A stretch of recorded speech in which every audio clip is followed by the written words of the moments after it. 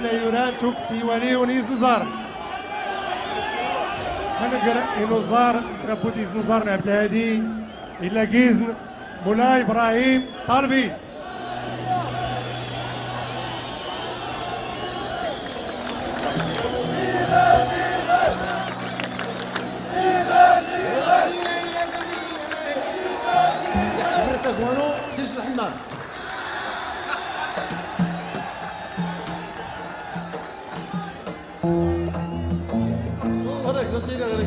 ولا سيستم هو مام كشم زوني سلمان تيرعو فوق عيونك سوفيت فوق عيونك باخا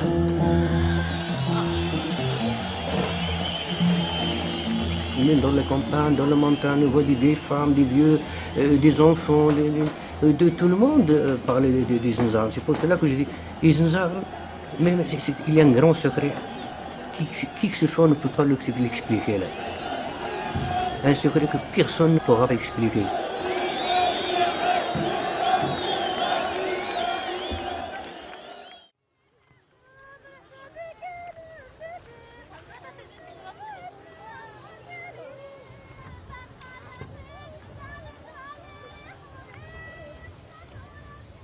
Izenzaren fut créé dans les années 70.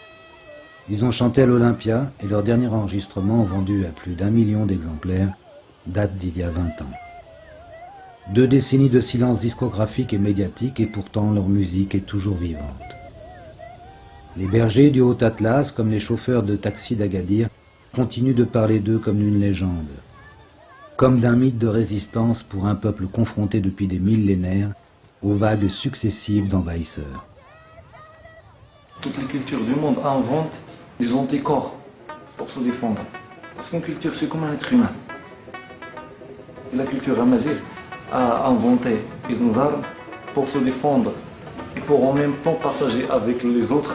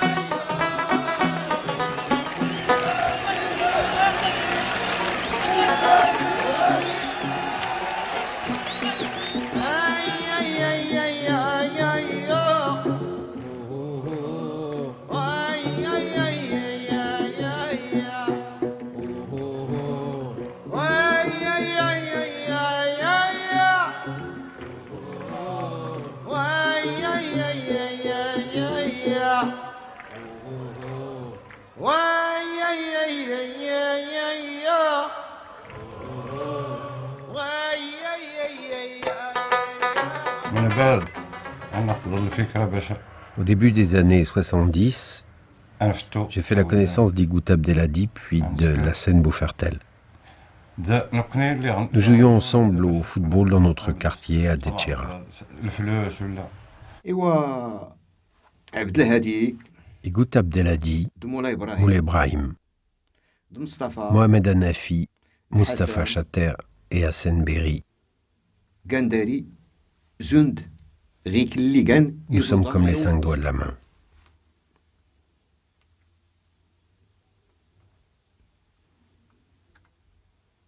نكي بلانتني والو Les uns sans les autres, nous ne sommes rien. Lorsqu'il en manque un, nous sommes orphelins. C'est ça le secret des Zinzar, c'est une relation d'abord, c'est soi-disant comme une familiale. Par exemple, si on cherche notre temps que nous avons passé entre nous, je crois que nous avons passé du temps plus qu'entre les membres de notre famille.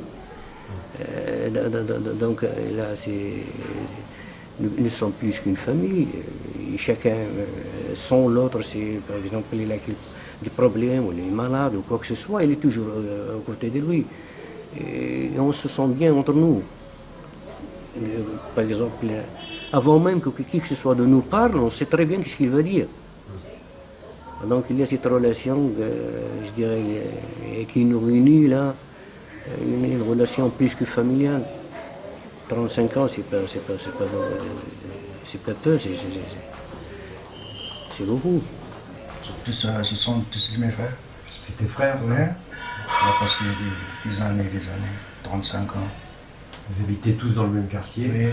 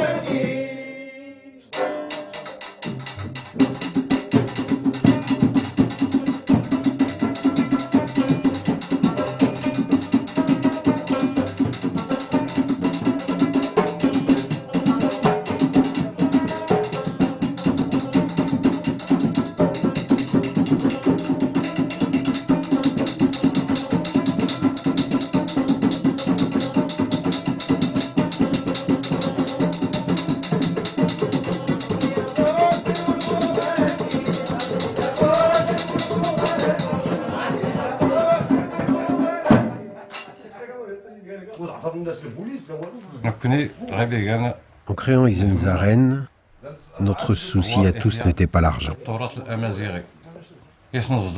Notre but, il était de faire revivre la tradition musicale amazigh pour qu'elle soit reconnue au Maroc, et puis pas seulement au Maroc, mais dans le monde entier.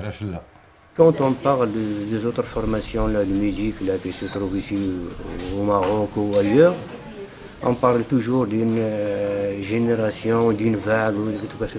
Mais pour nous, les Zinzar, c'est une cause. C'est la cause amazigh en général. Et donc, pour voir ces choses-là, c'est pas possible de voir un tel groupe qui reste 20 ans sans donner de nouveau, et il est toujours vivant parmi les gens.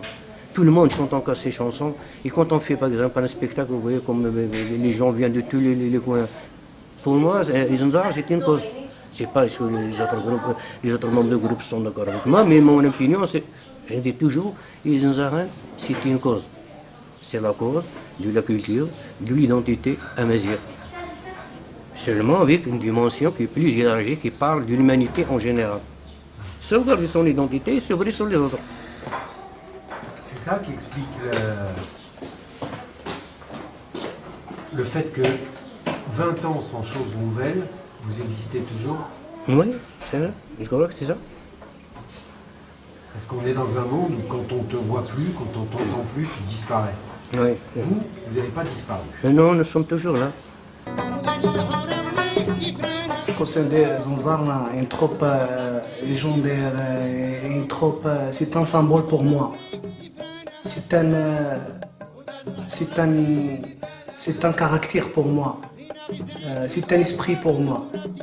C'est un principe pour moi.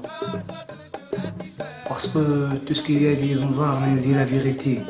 Elle parle sur la pauvreté, la sécheresse, tout ce qui est vraiment, tout ce qui est réel.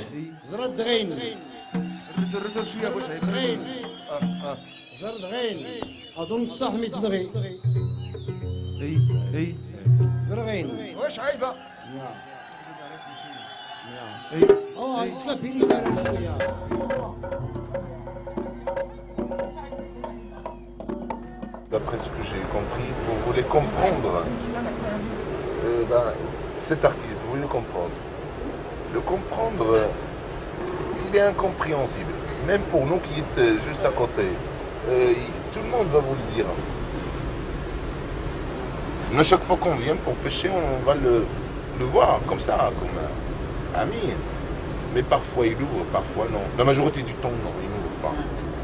On demande à Hassan, il dit, il dort peut-être.